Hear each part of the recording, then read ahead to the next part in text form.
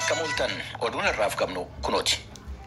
Koreen fannoo diimaa addunyaa ji'a fulbaana darbee asii yeroo jalqabaatii fi gargaarsa fayyaa atattamaan barbaachisan roobii har'aa xiyyaaraan Maqaleetti geessuu isaa beeksiseera. Gargaarsi qorichaa fi wanneen eegumsa fayyaatiif barbaachisaa ta'an kun kan Maqalee akka galan taasifame gargaarsa aanga'oota mootummaatiin akka ta'e kan ibse koreen fannoo diimaa addunyaa gargaarsichi hospitaalotaa fi buufataalee fayyaa adda addaatti akka atattamaan raabsamu eereera.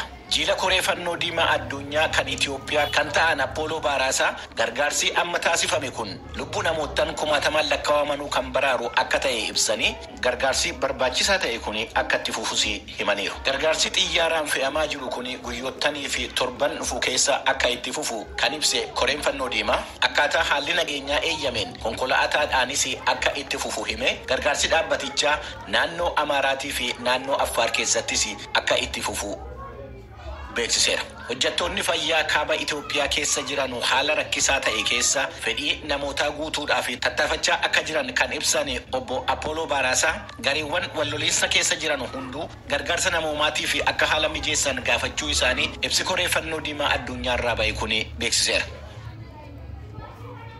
Muummichi ministeeraa mootummaa Itoophiyaa Dr. Abiy Ahmed wal waraansa ji'oottan 15 darbanii fi taasifamaa jiruu fi furmaata kennuudhaaf garee adda bilisummaa uummata Tigraay waliin marii taasisuu akka yaadan ibsuu isaanii maddi oduu Associated Press dura taa'aa koree lammiilee Itoophiyaa warreen biyyoottan alaa keessa jiraatan yookaan diiyaaspooraa kan ta'an obbo Masfin Taganuu waabeffachuudhaan gabaaseera. Dura taa'aan qaama Ameerikaan Itoophiyaan Public Affairs Committee jedhamu obbo Masfin Taganuu sanbata darbe marii sa'aatii 5 fi muummicha ministeeraa waliin taasisan ilaalchisuudhaan mariin fedhii uummata Itoophiyaa eegsisuu irratti hundaa'e akka taasifamuu danda'u muummichi ministeeraa ibsuu isaanii himaniiru. Ibsa dura taa'aan koree kanaa kennan irratti mootummaa Itoophiyaa yookiin adda bilisummaa uummata Tigraay irraa deebiin yookiin ibsi kenname akka hin jirre Associated Press gabaaseera.